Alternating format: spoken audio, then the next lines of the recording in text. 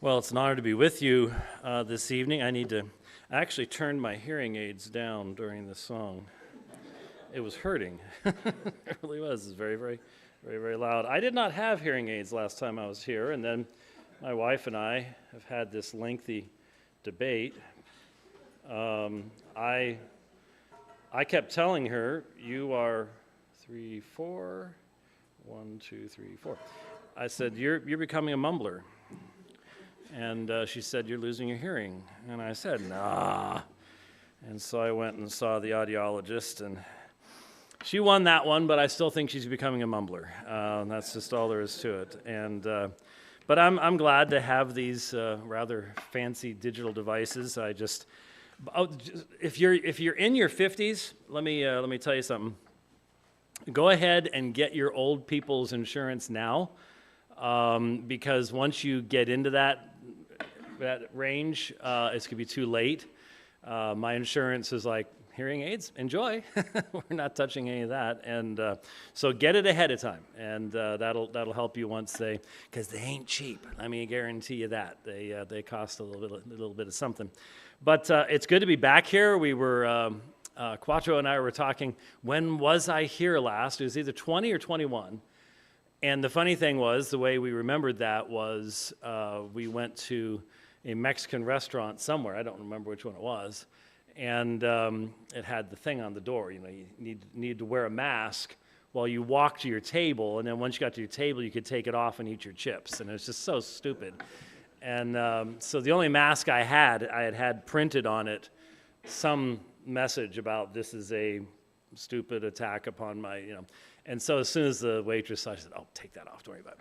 So that's how we remembered that it was during those, that wasn't that long ago, but it's almost like we've all forgotten about it. Isn't it weird? It's believe me, I think it's coming back. They're trying to anyways, scare us with avian flu and everything else. So we'll see what happens to all that. But it's good to be back here in, the way I came, I didn't get to drive through Toadsuck. And I was a little bummed about that. I was thinking about it on the way out. Google said it'd be faster to take the highway. And I've preached to some interesting places. I have preached in Luther's pulpit in the Castle Church in Wittenberg, where the Reformation began. Luther's buried right down there. You go up these circular stairs, this high elevated pulpit, and right there in the Castle Church, and where the Wittenberg door is and all that kind of stuff. And I've also preached in Spurgeon's pulpit in the Metropolitan Tabernacle in London. But, that's two. I could have a trifecta if I could get a chance to preach in Toadsuck, Arkansas. That would just be, boom, just put the three of them together, and I'd be very, very happy if I could do that. I was thinking about trying to find a bumper sticker to put on my RV that said something about visiting Toadsuck, Arkansas, but I have a feeling my Rich Pierce, my fellow worker at Alpha and Omega, would somewhat object to putting that on the RV. So we may have to think about that. As to tomorrow morning, I know many of you have churches and responsibilities that you're going to be at tomorrow morning. I understand that, but I just wanted to mention that my plan right now we've got Sunday school and the morning service tomorrow morning here, is to probably shift over in light of current events to dealing with the subject of Roman Catholicism. The reason be, if you're watching the news, there's a good possibility that Pope Francis will pass away overnight. He's in very, very bad shape, and even if somehow he survives this, he has indicated that if he gets to the point where he can no longer do what he's supposed to be doing, he's going to resign. So one way or the other, there's going to be a new pope being elected in the not-too-distant future. And I don't know if any of you remember, but when there are 15 seconds of fame on Fox News to talk about how this is Christ's church for 2,000 years and blah, blah, blah, blah, blah, blah, blah. And of course, they're not going to have anybody on to say anything other than that at a time like that. And so I imagine Francis's death or departure is going to have a little bit of a different sense to it. because there are a lot of Roman Catholics that I know of that viewed him as an anti-pope, that were not happy with him at all. He certainly has changed the direction of the Roman Catholic Church. But the whole point is the opportunity for us to speak to Roman Catholic friends and family is probably going to be maximized over the next couple of weeks, one way or the other. And especially in light of it happening because of someone dying, it has to be handled, I think, in the appropriate fashion. And that means we have to have some level of confidence about what we're addressing. And my goodness, today, sadly, for the vast majority of people, all that justification stuff or Reformation stuff, that was long ago. We can't worry about any of that. The new vice president is a convert to Roman Catholicism in 2019, and he just, I think within the past 24 or 48 hours, made comments about the essence of the Christian faith being the incarnation, death, burial, and resurrection of Jesus. And can't we all just go, man, that's a whole lot better than Tim Waltz. And of course, my cats would be better than Tim Waltz, but I'm sure there's some Tim Waltz fans out there. Actually, I don't think there are. We're not out here. No, I don't think so. And so it's easy for us to think that way. A whole lot better than that. But is that what Christianity is?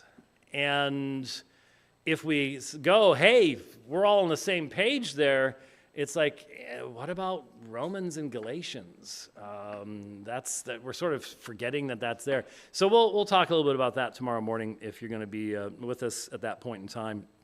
Hopefully it will be useful to you and help to prepare you if you have neighbors, co-workers, whatever, within the Roman Catholic communion. So this evening, in the time that we have together, I'm not, especially since food has been announced afterwards, obviously we've got to be as brief as possible, because as soon as you start hearing stomachs grumbling from the back of the room, you know that you're losing people's attention. And I certainly, with my new super-duper hearing aids, can hear that. So that can be very distracting. You in the fourth row, you should have eaten before you came. Well, okay, never mind.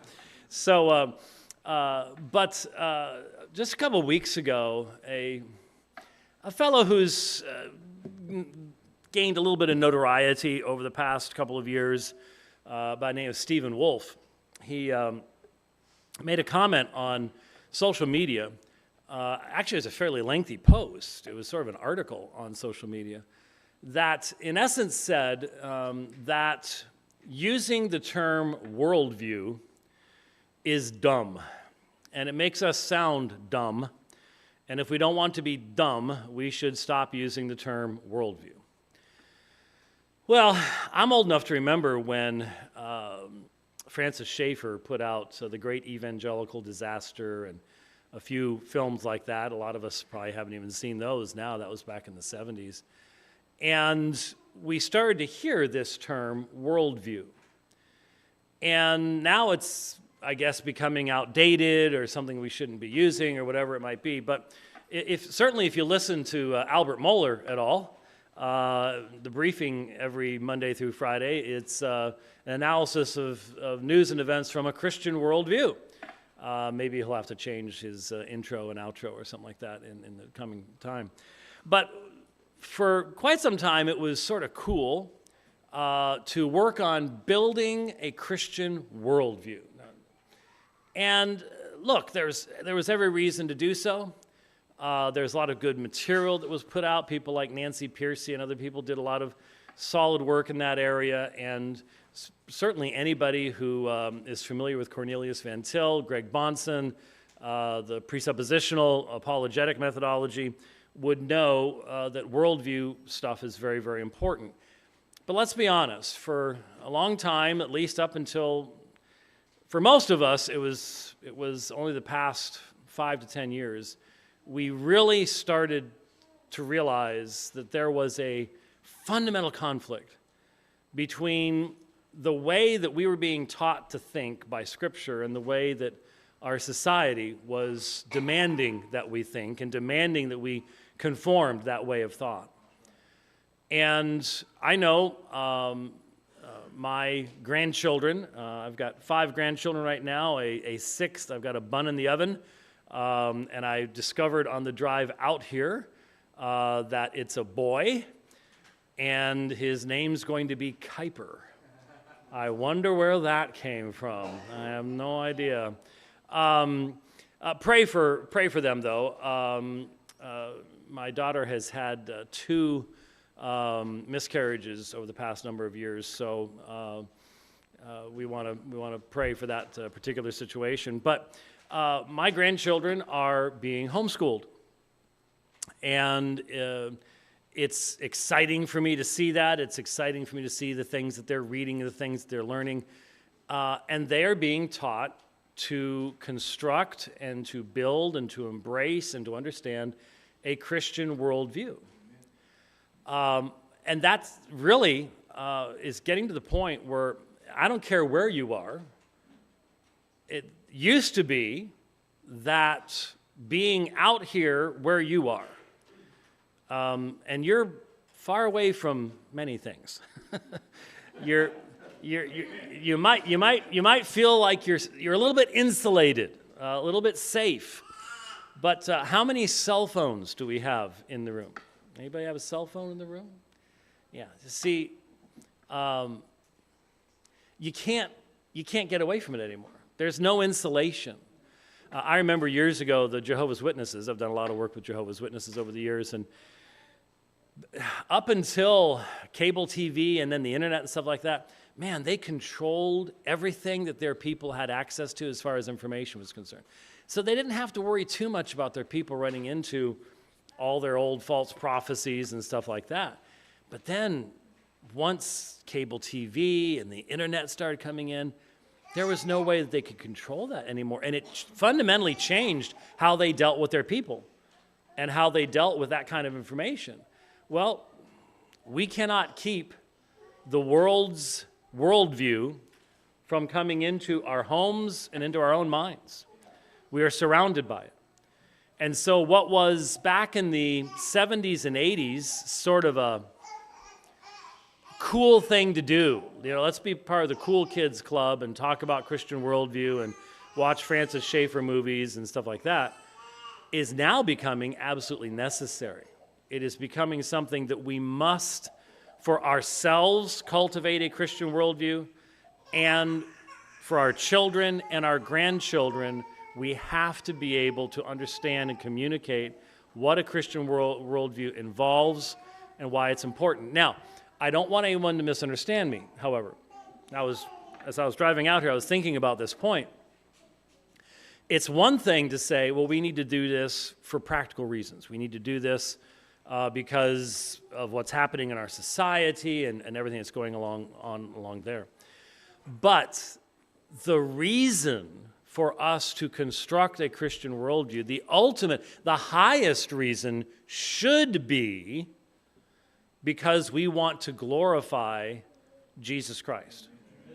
It should be because we want to think God's thoughts after him. It should be that we want the way that we respond to the world and think about the world that controls how we speak and how we act. We should want that to glorify Christ. All the other stuff, all the practical stuff, the pragmatic stuff that flows from that, sure, yeah, that's important stuff. But in my experience, I've sort of discovered that if you have the wrong motivations, if you have pragmatic motivations, they sort of wear out over time. But if the reason that you hold your positions, the reason that you adopt a position, you adopt a theological understanding, is because you truly believe that this is how you are to be consistent with God's truth, that can survive a whole lot of opposition, a whole lot of persecution, a whole lot of disappointment. And so we have to have the right motivations. And so I would say, first and foremost, developing a Christian worldview is simply saying that I, as a Christian, do not want to think like the world. I want to think the way that God would have me to think. And I've come to the conclusion that The way the world wants me to think is not the way that God wants me to think. This world is in abject rebellion in every way it possibly can be against everything that's true and honest and just and pure and lovely in the Christian faith. I mean, it has simply been negated. It's the exact opposite is what the society around us is telling us to do. So we have to realize that, when we walk outside the doors of this building, you turn the radio on, you watch television, you watch things online, which is how most of us do all that stuff anymore. You have conversations with people in the neighborhood. You're going to be getting hit with a secular and secularized worldview. Even here in Arkansas, it's going to be all around you. And it still may have a tint, traditionally, of some kind of Christian element to it, or at least a moral element to it that you're not going to find in San Francisco, okay? And that's a good thing. But if it's not based upon the Word of God, if it's not based upon a regular desire to be hearing from God's truth and conform to His image and thinking God's thoughts after Him, what ends up happening is you end up with people who will come to a building like this on a Sunday, will sing the songs, attend the Bible study, can give all the proper theological answers, but it's a religious frosting on a secular cake. And it's not consistent with how we think during the week. During the last election cycle, my wife has a friend from her youth back in high school, and I've known this lady, not nearly like her, and we all went to the same church when we were in high school, and she started telling me about the conversations they were having, and it was very, very clear. Her friend, who had gone to the same church we had gone to back then, is thoroughly secularized in how she thinks about everything. And worldview impacts everything. It is the set of filters and lenses through which you view the entirety of the world around you, not just the big issues, but small issues and how they all relate to one another and whether we're going to be consistent in how we respond to this topic over there and that topic over there, as if consistency matters almost to anybody anymore. It's astonishing. But it really took my breath away. It was rather distracting and depressing. My wife would say, "Well, guess what I heard today?" I was like, "Oh, I'm not sure I want to hear what you heard today." And so that's what I mean when you have a secular worldview with a religious layer of frosting over the top of it. It's inconsistent, and I can guarantee you it doesn't taste good either. So we don't want that.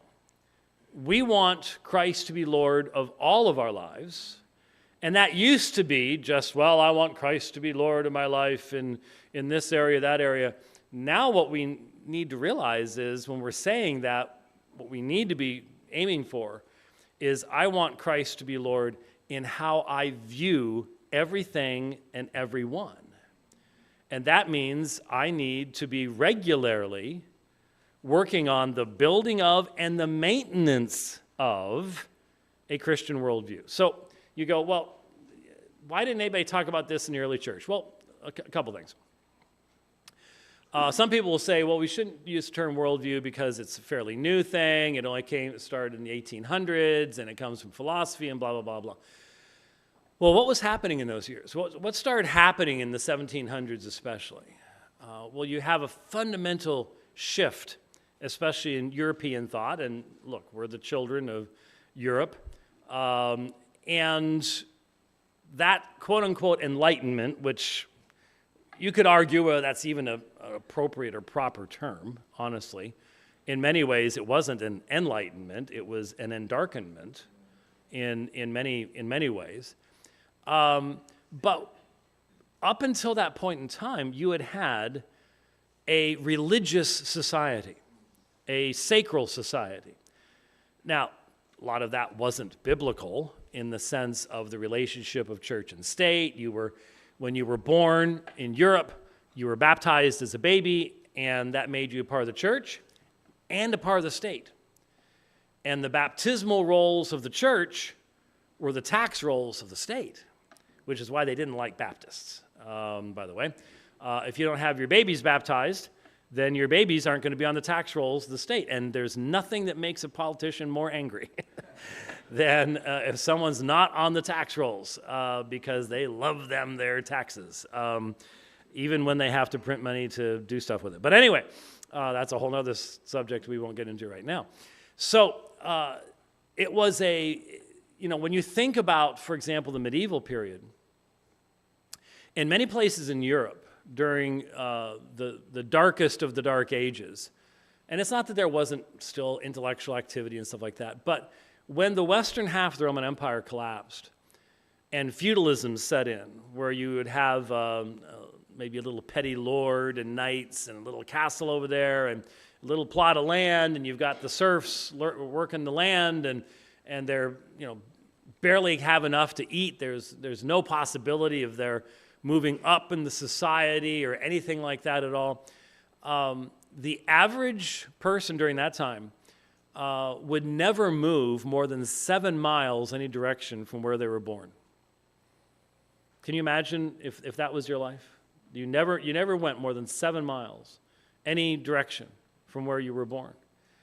And so you can understand why, for example, a lot of people, when I mention this, everybody goes, "Oh, I wondered about that." Have you ever seen paintings from that time period where, for example, you'll have a painting of David, King David. And what does it always look like? King David is wearing armor and he's riding a horse and he lives in a medieval castle. And that's not them just trying to make him relevant to their day, I assure you. What developed was something called anachronism. And that is, people thought the things had always been the way they were now, because they always had been as far as they knew. And so if King David was a king, then we know what kings look like now, and that must have been what King David looked like back then. And so you get these strange paintings that are just completely out of touch with what history was, but that's because they didn't understand. They didn't. And if you had no education, you were not literate, you could not read, the vast majority of your energy was expended working the land just simply to try to get enough food to eat. That was the situation that you found yourself in, and that's how things worked. And so with the Renaissance and the Reformation and then quote-unquote Enlightenment and the rise of universities and the fundamental change in economics, part of which, by the way, was triggered by the Black Death. So many people died that all of a sudden, if you were any kind of laborer, your labor all of a sudden what? Had value. Because, I mean, there were cities in Europe that between 1347 and 1351 had over 70% of the people in that city die. So 7 out of 10. That doesn't leave a whole lot of people to be doing almost anything. And so all of a sudden a middle class developed. And they started being able to have money. And so economically things started changing. And what happened over time was, and the Reformation had a part in all of this as well, certainly, you have a shift away from a sacral society where everything is viewed as being under God's control. So if there's a plague, what did they do during the plague? They walked around whipping themselves, showing God that they were sorry for whatever it was they had done that was causing this plague. And if there's a flood, if there's a fire, if there's a war, whatever, you're looking at the world through religious eyes. And you're not looking at it from a naturalistic, materialistic perspective. That just didn't exist. That wasn't there. Now, does that mean that everybody who had a religious perspective knew Christ, knew the gospel, knew the truth? No, but the reality was that was the only option that was really available to you. you had some almost atheists amongst the Greek philosophers in the past, but even they were polytheists. They still had some kind of theistic worldview. So all of a sudden you have the rise of atheism, you have the rise of the philosophical systems.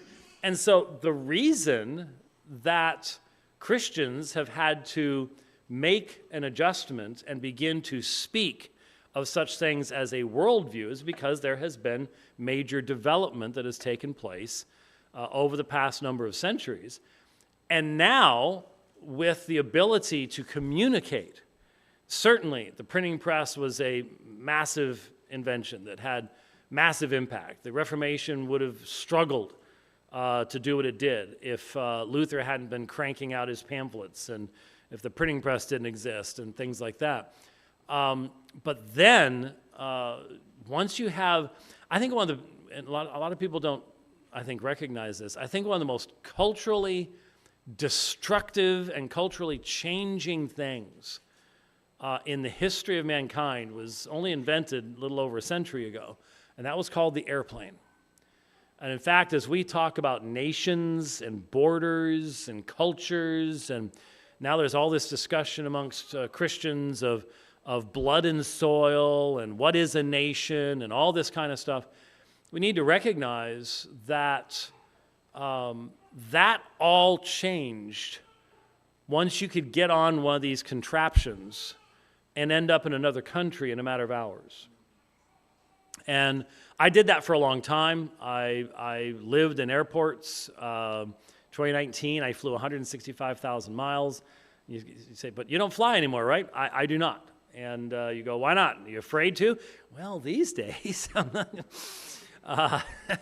things haven't been so good for about a month or so. Stuff is just sort of falling out of the sky for some strange reason. But, Boeing used to be a real good name. Now it's sort of like, I'm not so sure. And DEI, not happy about DEI at all. But no, the reason I don't fly any longer is during that COVID stuff, a couple things happen. If you put a mask on me, I go into supraventricular tachycardia. I have a heart condition, which has become considerably less stable than it was up until 2020. And the airlines didn't care. It's like, well, put it on and die. They just didn't care. And then my wife worked for the airlines. She worked for them for 23 and a half years, worked for American at the end. And they took the opportunity early in 2020 to fire 40,000 of their most seasoned employees, ostensibly because of losses of money due to COVID. It was actually just to get rid of the people that they were having to pay the most money to. And that included her. So, I've been giving you $100,000 a year in ticket prices. You don't care if I die and you fire my wife. I'm not sure I like you guys anymore. I really, really don't. And so in 2021, we're like, I'm getting stir crazy. Ever driven an RV? And I hadn't. We rented a little 19. Have you ever seen those ones you can rent where they almost always have a paste-on picture of a dog staring out the window on the side of it? You know which one I'm talking about? Yeah, one of those little rental ones. And I hadn't had it 4 hours before I destroyed the air conditioner on a basketball hoop. That was great. Those basketball hoops are lower than you might think, and or it was taller than I might think. But we decided to go ahead and go for it, and so the rest is history as far as how I travel now. But that was just brought about by this major change in our society, and that's how I've decided to travel now. So back to our primary topic here. Major changes have taken place in Western society.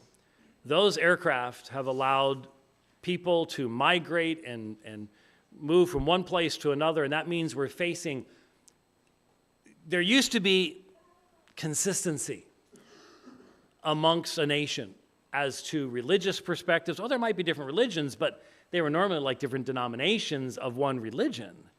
It wasn't like you had 47 completely different religions in a country, but now you have that.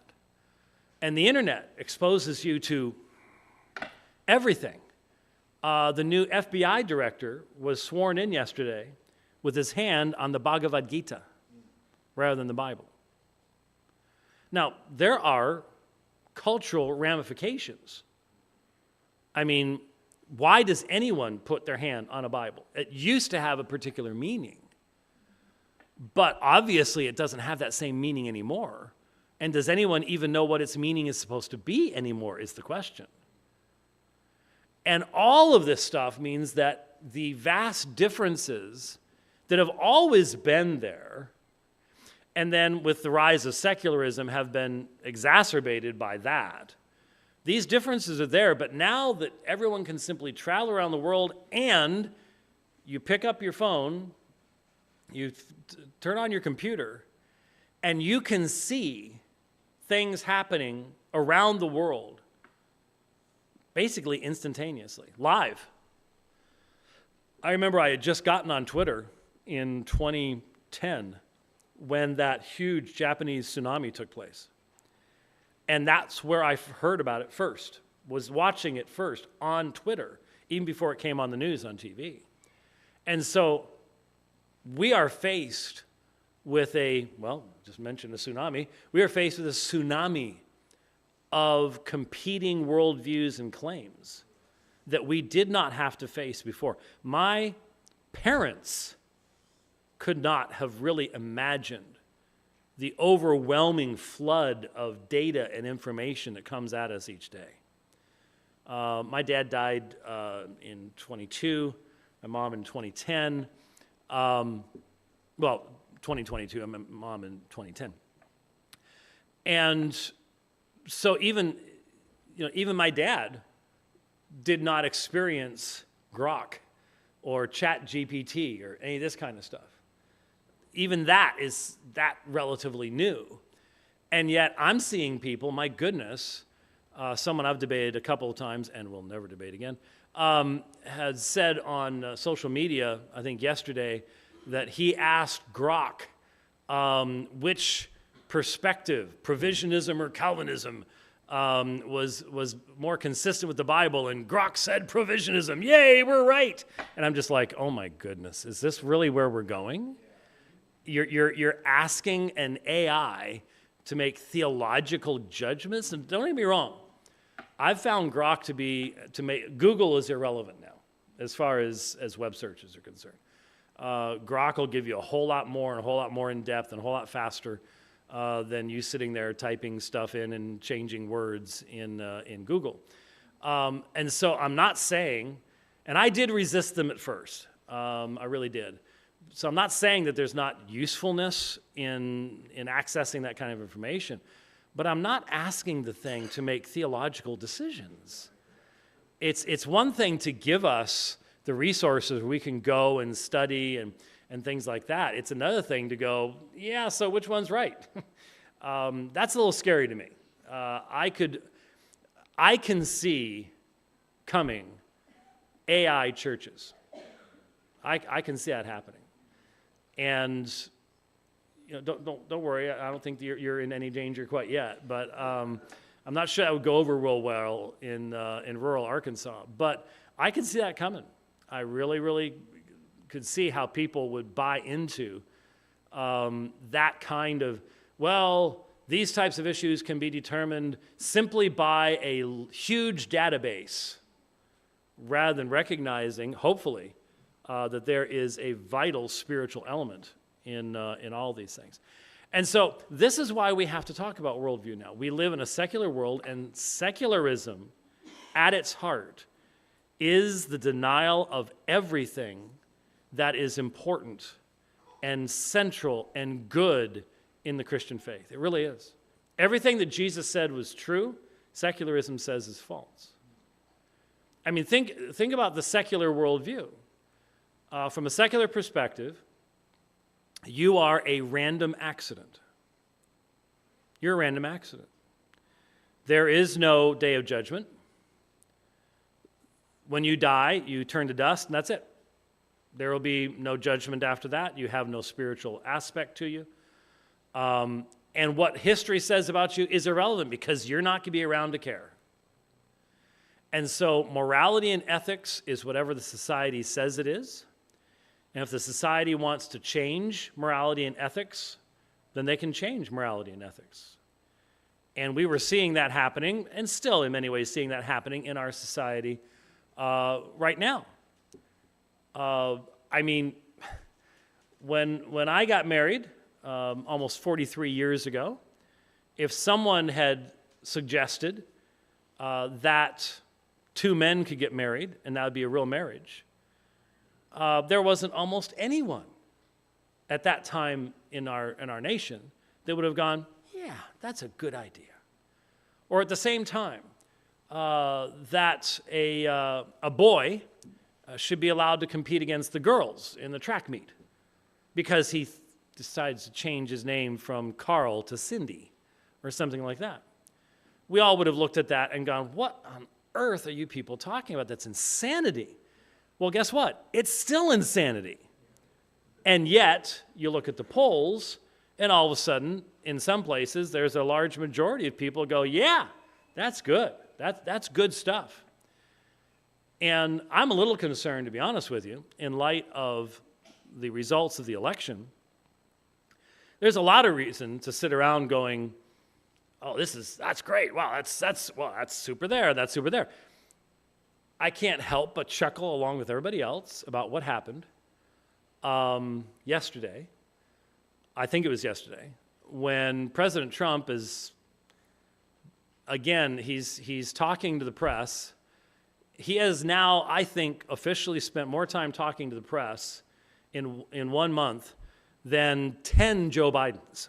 I mean, 10, if he had been in for 40 years, I think he's already done more press stuff than Biden did in all that period of time.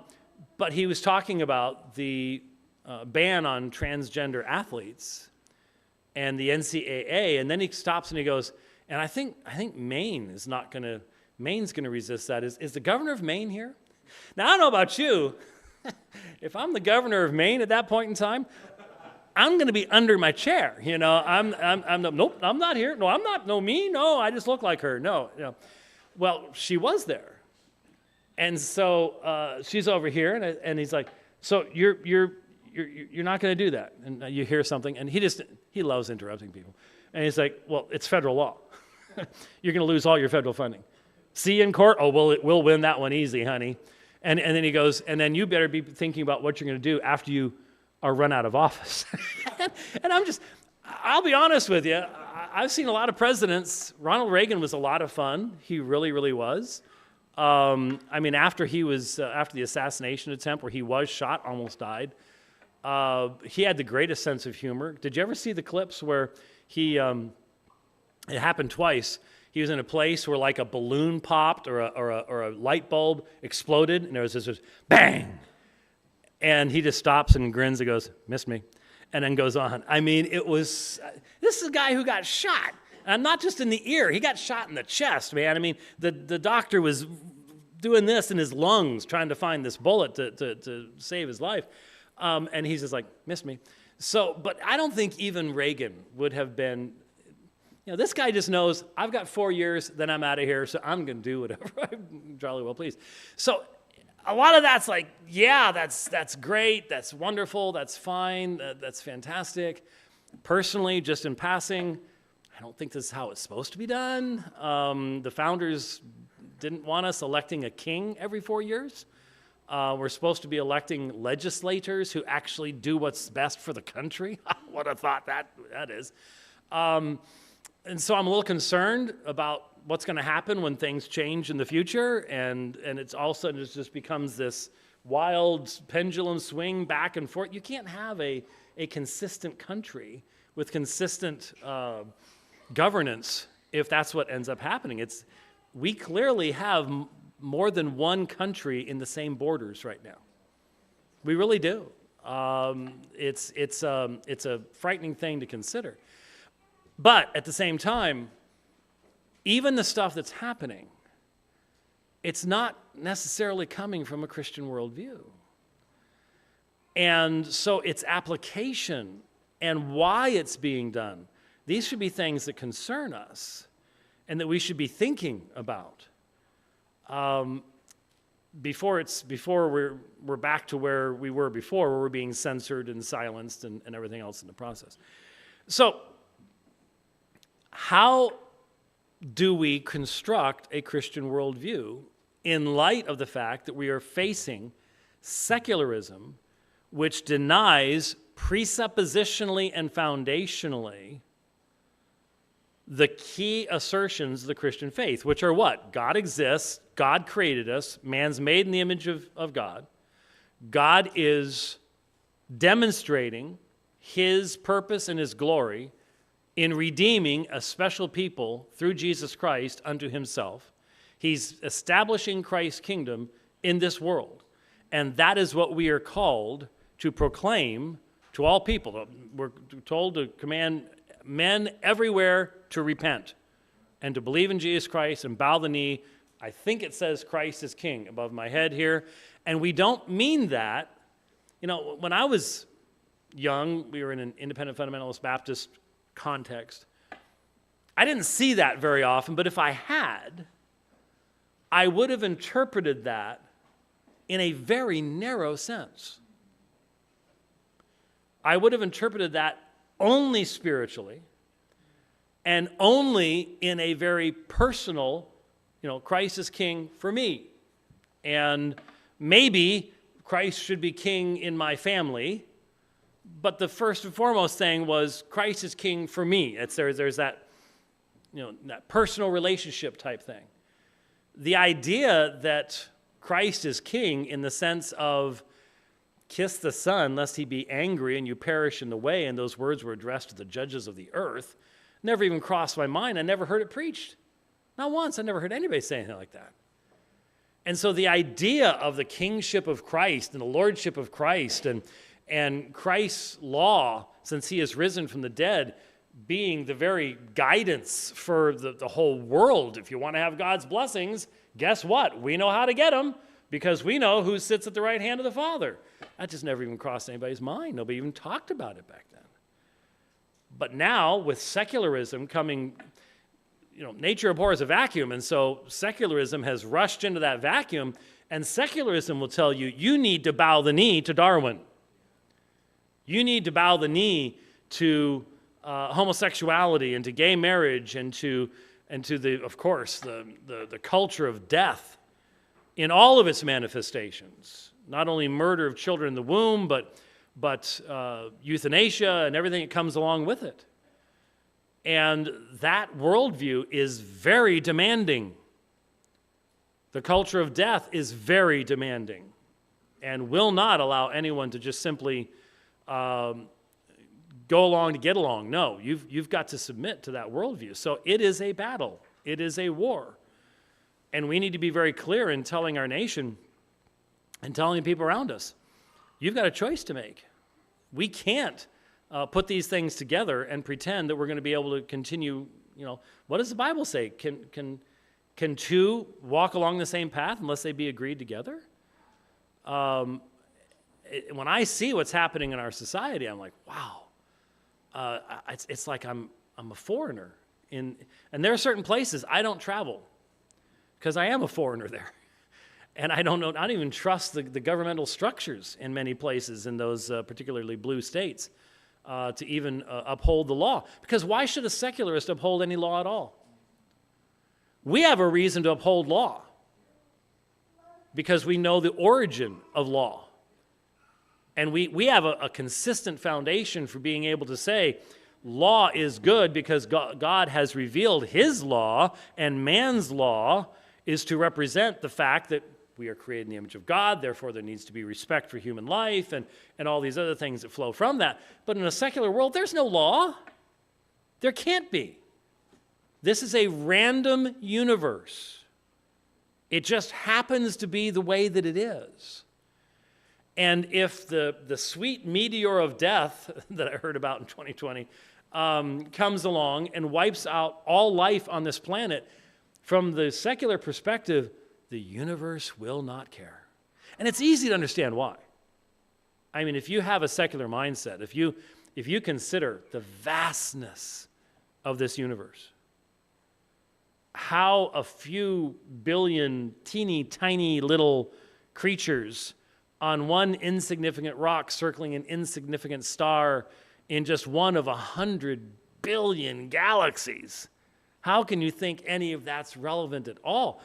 That's why, I get it. I understand why, from a secular perspective, there is such a detestation of the Christian faith. Because if that's where your mind is, if your mind is, I get maybe 80 years on this rock, and then I'm going to disappear, and that's it. There's nothing more. I ain't coming back. This is all I've got. And so I don't want you telling me what I can and cannot do. And I don't want you forcing your laws upon me. In fact, I'll use whatever force I can to enforce stuff upon you, because it's all about me. Because once I'm gone, it doesn't matter what happens after that. And from their perspective, the idea there's a God that created this vast universe, and he has a purpose, and he has an intention, that's just foolishness. But what's the inevitable result of that? It's Nietzsche's black darkness. It's the void. There is no purpose.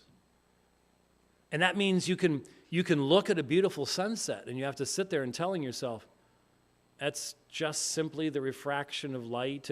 And that's what the secularist does, is, well, we now know why there's such beautiful colors in the sunset, is because the various dust levels in the atmosphere and the refraction of light and all the rest of that stuff. And it's just because our ancestors have looked at so many sunsets that we are just amazed when we see one and how beautiful it is. It's not really beautiful at all.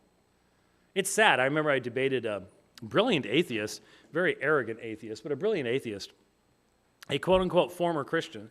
Some of you may have heard of him, Dan Barker of the Freedom from Religion Foundation in Wisconsin. And he's a concert pianist, a very talented musician, and very proud of his very high IQ as well. And we did a debate, and we were doing the cross-examination. And he had given me a CD of his music. I had asked for it, and he had given me a CD of his music. And I asked him a question. And I said, so Dan, if reality is really nothing more than the fizzing of the chemicals in your brain, when you die and those chemicals stop fizzing,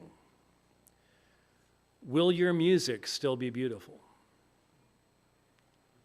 You could tell nobody had asked him that question before.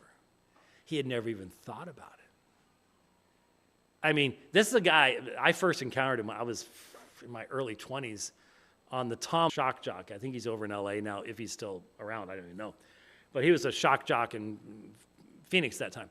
And Dan and I had crossed swords live in the studio there. And then we did this formal debate at the University of Illinois many years later. And I asked him that question. When you die, will your music still be beautiful? Because from his perspective, he can't say yes. All he can say is, well, maybe to other people, but it's not, it can't be said to be objectively beautiful in and of itself. Because he may think it's beautiful, but that's just how the chemicals in his brain fizz. And once they stop fizzing, then the beauty ends. And that's the Nietzschean void, that's the black hole that you fall into as a secularist.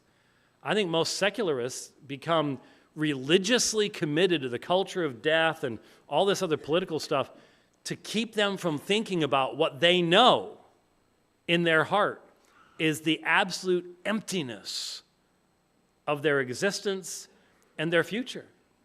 And if they should marry, if they should have children, just think. I mean, I think about, you know what I'm thinking a lot about these days? My dad lived to 90, and so am I going to live as long as my dad? I don't think I will. I've sort of beat this body up, not in a bad way, but I'm still riding my bike, can't run anymore, got arthritis and all sorts of, 4 surgeries last year, that was fun. The last one we only did because we had already rung up our deductible anyways, so why not? We're already bled all that money out anyways. We'll get something fixed we need to get fixed in the process. So I'm not sure I'm going to make it that long. But you know what my goal is now? Now some of you young folks, you're like, that poor old fellow up there.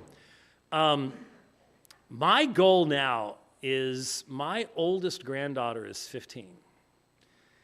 And if she has a child as early as my wife and I did. Now, my wife and I got married young. I was 19, she was 18. Maybe in Arkansas that's not all that unusual, but in Arizona it was. And I'm really glad we got married then. I love the fact we're coming up on 43. I mean, I've got a good shot at making 50 years. I think my parents had 53 or something like that before my mom died. Anyway, I've got a good shot of holding a great grandchild. A great grandchild, not just a grandchild, but a great grandchild. That would be really, really cool. And yeah, I suppose even a great one if I really live for a long, long time, but I sort of doubt that. But that's what I'm thinking about. And I'm looking at those grandkids, and I have invested into their worldview, their future, their foundation, first and foremost by doing that with their parents, but with them as well. I mean, they sit, okay, if this is Apologia Church, where I'm one of the pastors, they sit right there, right over your head. And they listen to Jeff Durbin preaching, they listen to me preaching. They have to stay awake while I'm preaching because I might use them as an illustration at any point in time, and they need to be able to respond quickly, things like that. But they have that heritage. And that heritage is meaningless without the Christian worldview. From a secular perspective, it's pure deception. It's pure deception. But if there is an empty tomb in Jerusalem, then that is the greatest gift I've ever given them. Greatest gift I ever could give them. And their parents know, and I'm very thankful for this, that the consistent living in light of the Christian worldview, living that out on a daily basis, is one of the most important things they can do for their children. That's not easy to do. That's not easy to do. Every parent in here knows how many times we have failed. We have been inconsistent in living that out in front of our children. But there's nothing we can give to them that has more value than that would have. And in talking to my kids, it was when I was doing worldview stuff with them, that's what they remember.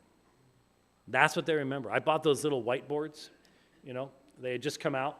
Because remember, when I was in school, we had chalk boards, okay? So just think for a second about running your fingernails down it. Oh, look, see, you can hear it, can't you? Yeah. Ever done that on a whiteboard? Doesn't do anything. It's worthless. I mean, talk about losing a wonderful illustration. But the whiteboards had just come out, and so they had these little ones with the little markers and stuff like that. And I bought a couple.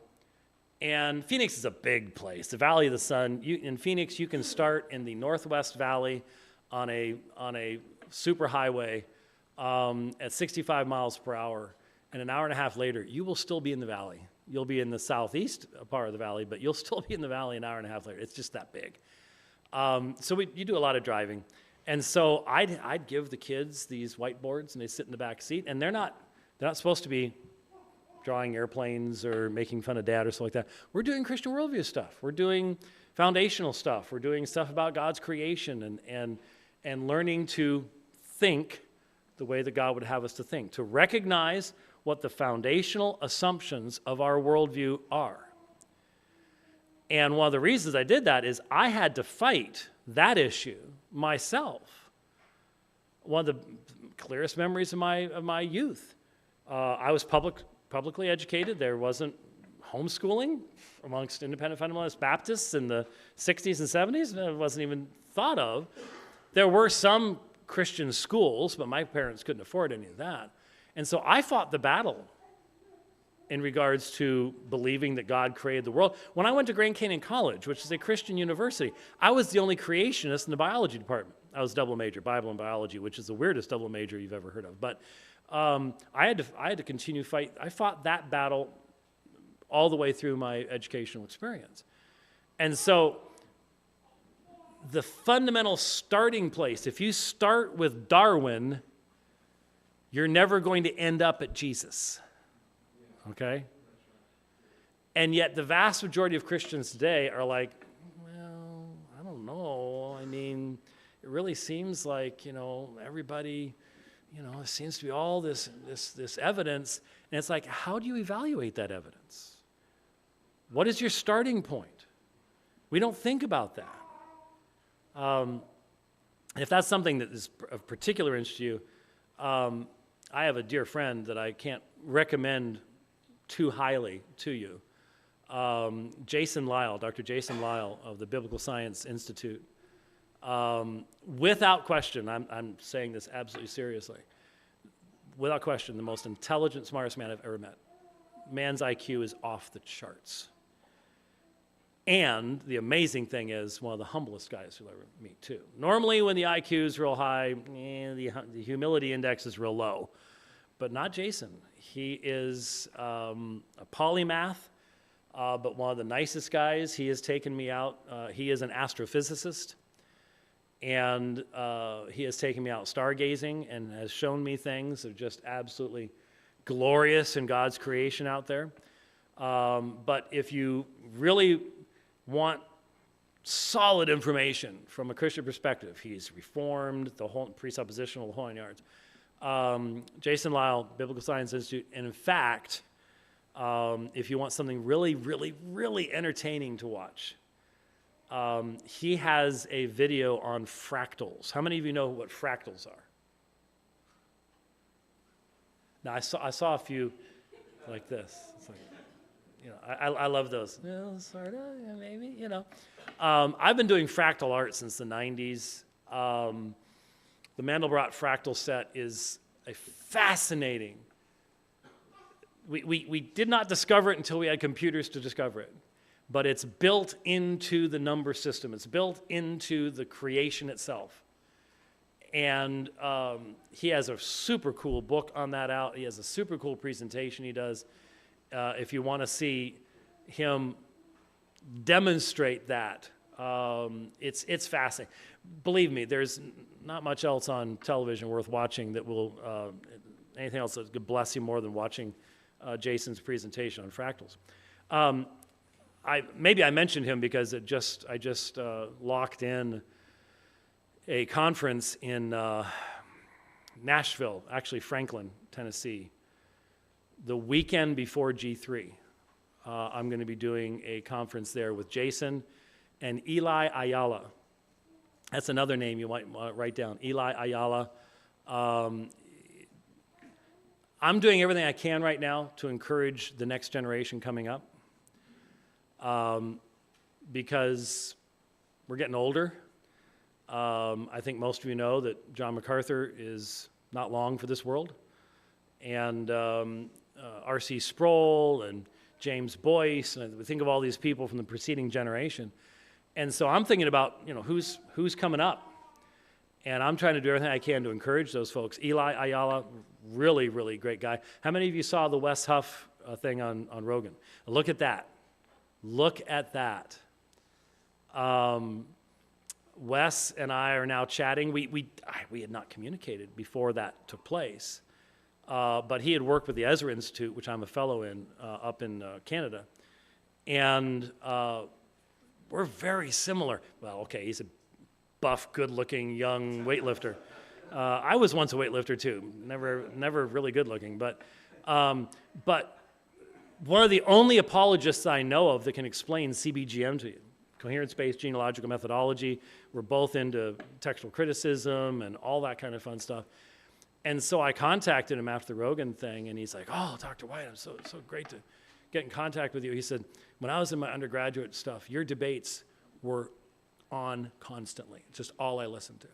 And I had wondered, because when I listened to him, I was like, I had people say, "Do you know that guy?" And I'm like, "No, we haven't talked." "Sure sounds like you." And I was saying, "Oh, okay." Well, then I find out, yeah, he's been listening for a long, long time. So you know what I'm doing?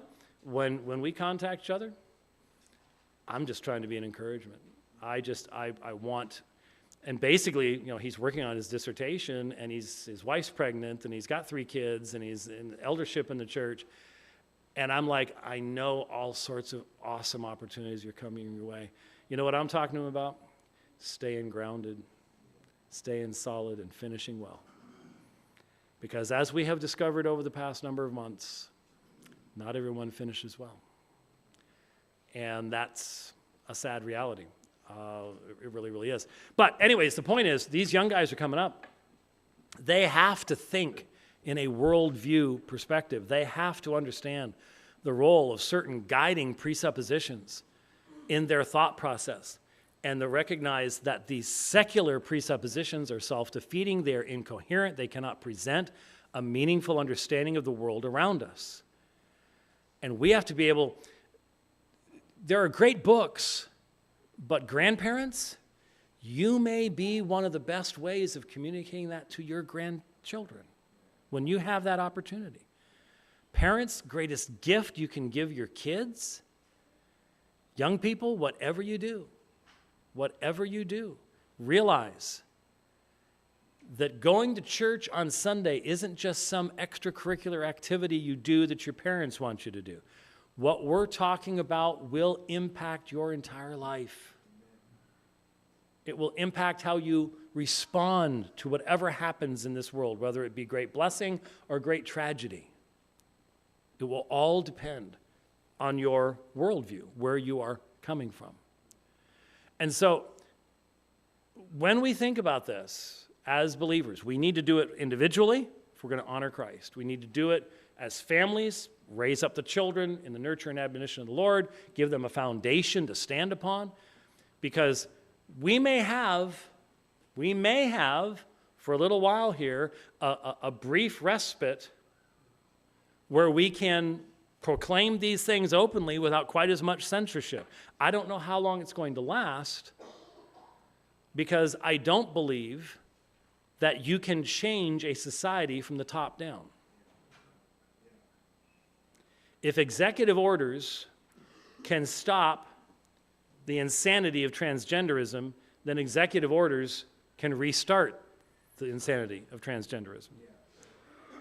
And as I look around my society, how would you recognize repentance? What would it look like? What would it look like? It wouldn't look like the government forcing you to not do bad things. It would look like, from the bottom up, the people we're electing don't want to do bad things. And there would be repentance for the things that have been done in the past. There would be willingness to sacrifice, to do the right things. But I'm not seeing that. I'm not seeing that yet. I'm not trying to be a wet blanket. What's the term now? I can't keep up with all of them. What is it? Black-pilled? Is that what it is now? I can't keep up with all of it. I'm not trying to do that. But I am just being honest and saying, do I really see evidence of a fundamental shift? Not a, what's the term right now? There's a new vibe. Well, vibe doesn't change a society. A vibe can change overnight. A society is changed when the people in that society have been touched by the Spirit of God and have been renewed in their hearts and their minds. And that's what we need to be involved in doing. So, are there all sorts of resources on this? Sure there are. And do we need more resources in the future? Because the challenges change. I mean, think about it. If you think about the Christian Worldview stuff that came out in the 90s, all sorts of good stuff in it, but it's not going to deal with most of the genetic stuff that has advanced since then. It's not going to deal with AI and the impact that that's going to be having and that kind of stuff. And so there needs to be that continuing, I encourage young people, you want to serve Christ. There are some fascinating, the world. You may be mocked, you may be derided, that's perfectly fine. But the reality is, if that tomb in Jerusalem is empty, then the foundation you stand on is the right one and will allow you to analyze this world and glorify God in that analysis the way that a secular person can't do it. And that's a tremendous calling. That is a tremendous calling. It truly is. So I would love if there would be some young people in this audience or hearing the sound of my voice that would go, I could give myself to the study of things that I actually find fascinating, but I can do it as worship to Christ. It's not that Colossians hadn't already told us that. Whatever you do, don't do it as pleasing men, but do it as servants of Christ, knowing that he will reward you for everything that you do. And that, we normally make application of that to the janitor at the high school, if you're cleaning up that mess that the kids left, do it to the glory of Christ. That's true. But to the young person who loves technology, you can use that love to the service of Christ. And you say, but man, it'd be really tough because, boy, to get a place at the table, they really, if you confess Jesus Christ, well, that's true. You may get passed over for a lot of stuff, but you can do that work and glorify Christ in the process because it's his world. He made it. That's what Colossians chapter 1 tells us.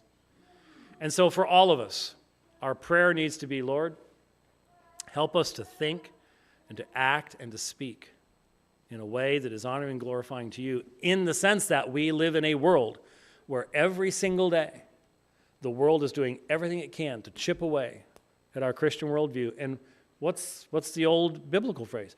To conform us to its image.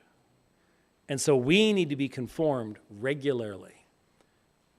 That's why we need the Word. That's why we need constant fellowship. That's why we need so much that only Christ Church provides to us. And I hope that will encourage you in that way. So thank you for your attention. Let's pray and be dismissed. Father, we are far away from the centers of power in Washington or New York or San Francisco, and yet you're building your church here, and your people here are indwelt by the Spirit of God.